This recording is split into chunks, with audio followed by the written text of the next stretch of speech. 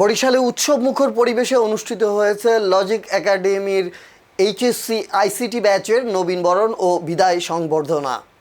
শুক্রবার 22 মে নগরীর CNB রোডস্থ চুইঝাল convention হলে এ অনুষ্ঠানের আয়োজন করা হয়।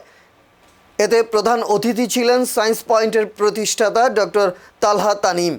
লজিক একাডেমির প্রতিষ্ঠাতা ও পরিচালক গাজী হাদিউজ্জামানের সভাপতিত্বে আরও উপস্থিত ছিলেন ইউসিসি বরিশাল শাখার পরিচালক আসাদুল্লাহ সিদ্দিকী। এ সময় নবীন শিক্ষার্থীদের পরিবেশ বান্ধব বৃক্ষ উপহার দিয়ে শুভেচ্ছা জানানো হয় এবং বিদায়ী শিক্ষার্থীদের শুভেচ্ছা ও উপহার দেওয়া হয়।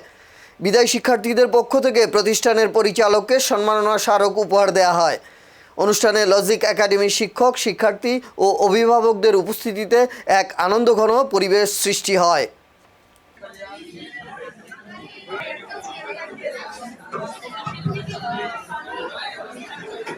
আচ্ছা, সবাই একটু সামনে ক্যামেরা দেখাবো। হ্যালো, সামনে থেকে সবাই।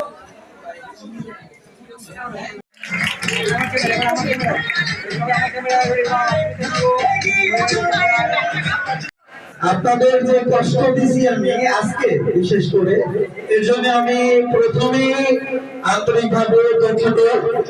আসলে এত মানুষ হবে আমি আসলে বুঝতে পারি নাই। মানে এত কষ্ট হচ্ছে আমারই, সত্যি অনেক কষ্ট হচ্ছে আপনাদের কষ্ট দেখে।